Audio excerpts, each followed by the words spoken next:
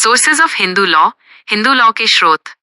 Hindu law के sources को main दो पार्ट्स में डिवाइड किया गया है, ट्रेडिशनल पुराने और मॉडर्न नए। 1. ट्रेडिशनल सोर्सेज परंपरागत स्रोत। ये वो सोर्सेज हैं जो सदियों से चले आ रहे हैं। श्रुतिस, इसका मतलब है जो सुना गया, व्हाट इज हर्ड। माना जाता है कि ये भगवान के वर्ड्स हैं जो ऋषियों ने सुन।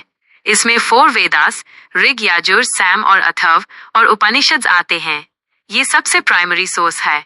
स्मृतिस, इसका मतलब है जो याद रखा गया, व्हाट इज रिमेम्बर्ड। ऋषियों ने जो याद रखा और औज बढ़ाया वो स्मृतिस बनी। इसमें धर्मसूत्रास और धर्मशास्त्रास जैसे मनुस्मृति, यजनवल्क्य स्मृति शामिल हैं। कमेंट्रीज एंड डाइजेस्ट्स, टीका।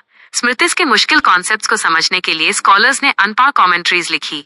सबसे इंपॉर्टेंट हैं मिताक्षरा और दयाभागा।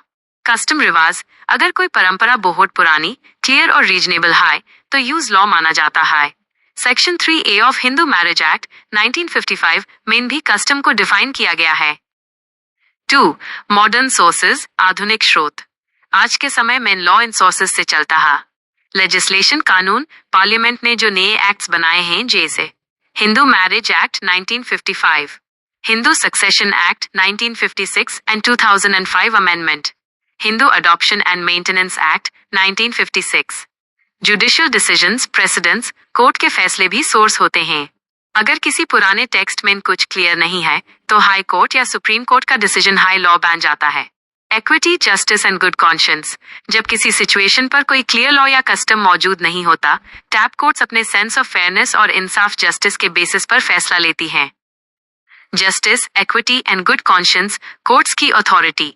आपने पूछा कि कोर्ट्स कब इस प्रिंसिपल का यूज करती हैं। इसके लिए मेन पॉइंट्स ये हैं। 1. एब्सेंस ऑफ रूल, जब किसी पर्टिकुलर इश्यू पर ना तो कोई शास्त्र, एंशिएंट लॉ कुछ कहता हो और ना ही कोई मॉडर्न लेजिस्लेशन एक्ट मौजूद हो। 2. कॉन्फ्लिक्ट, अगर दो स्मृतिस या टेक्स्ट्स में आपस में टकराव, कॉन्फ्लिक्ट हो तो वो रूल फॉलो किया जाता है जो रीजन और जस्टिस पर बेस्ड हो। 3.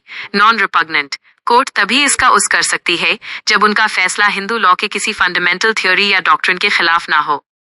समरी, संक्षेप में कहें तो मानव के हिसाब से धर्म के 4 सोर्सेज हैं, वेदास, स्मृति, सदाचारा, कस्टम और अपनी कॉन्शियंस, मैन की आवाज। यजनावल्क्य ने भी इन्हीं को लॉ का फाउंडेशन माना है।